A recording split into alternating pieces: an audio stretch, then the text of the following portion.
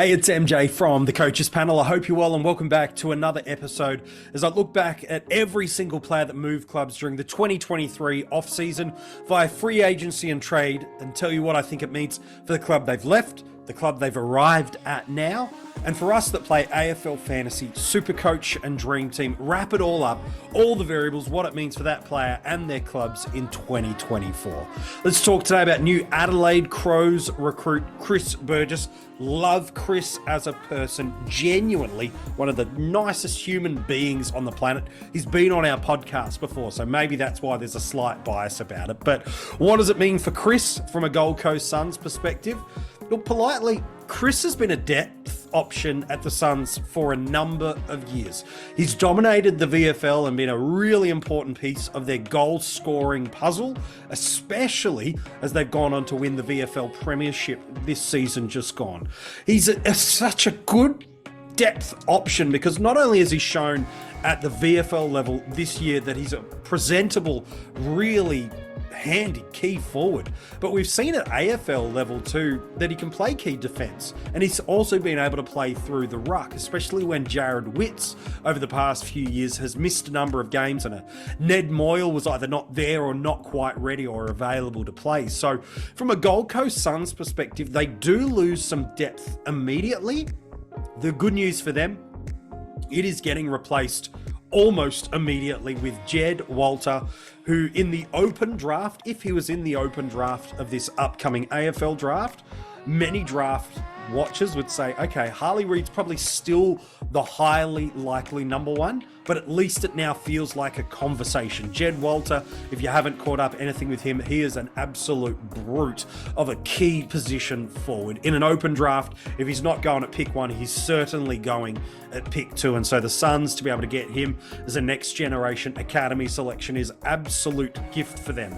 And so as much as they're going to miss elements of the depth and flexibility that Burgess does provide for them, they're almost immediately going to have these covered with multiple NGA kids coming through, one a ruck, another Walter that I've just alluded to as a key position forward. So I think they're going to be just fine without Chris. They've got enough depth now of those talls from the rucks right through to the defensive and the forward lines that they love Chris as a person, but as you can see by the way they let him leave the club for relatively cheap draft capital, they're going to be pretty happy to do that.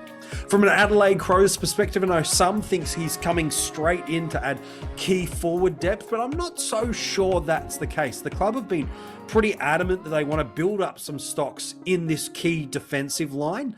We know that Nick Murray is going to be missing big chunks of the year due to an ACL injury. Same too with a Tom Duday, who has now since moved on from the club as a free agent. And so Adelaide do look a little bit skinny in that key position depth down back. And there's some rumours coming out of Adelaide that that's where really why they've gone after Burgess is they can see him playing a really effective lockdown role, whether it be to cover Murray for those first few months while he's back from injury, or depending on how they structure up, they might be able to kind of build around a Jordan Butts and then guys like Mike Elaney. You could also throw a Hinge through there. It's not like they're lacking in height either. All these guys are 190 plus sort of guys. So they might choose to go a little bit more of an undermine, but more of an intercept style.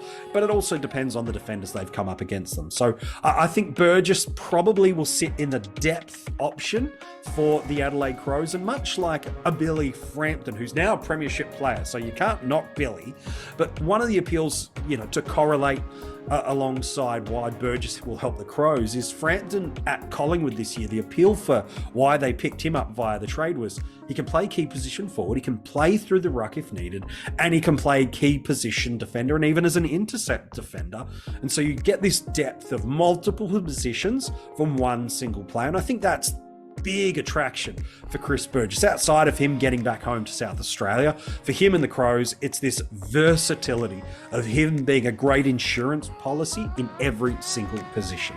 What does it mean from a fantasy perspective? Well, for the Suns, they barely used him over the past couple of years, so we're not going to see too much correlating pain point, even though I do see Jed Walter getting plenty of games this year. From a Crows perspective, again, I think it's injuries and suspension that are going to create opportunities, but if he's in either of the key position spots of forward or down back, I don't see him being a fantasy scorer at all. He does have some reasonable numbers. I think there's a couple of tons across his and high 80s across his career, but those were when he was playing as a sole ruckman, and there was nothing else left on the Gold Coast Suns list.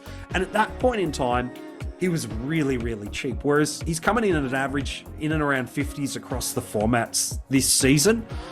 Even with a discount, which he's not getting, but even with a discount, the Crows are going to have to see some significant tools fall over.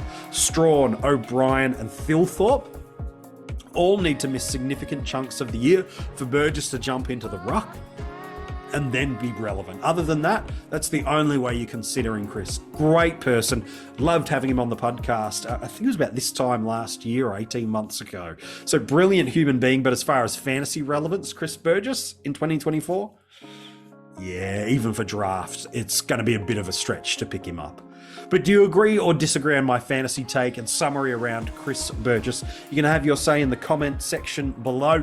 Make sure you're following our channel and turn the notifications on, so as soon as one of these trade review episodes drop, you get notified straight away, let alone anytime right throughout the 2024 preseason we drop an episode, you'll be able to keep up to date with everything coming from the channel. And if you do love the Coaches Panel, we'd love you to become a part of our Patreon supporter group. For as little as $2 a month, you can get bonus content, hidden group access, and a ton of other exclusives that don't get anywhere else other than our Patreon.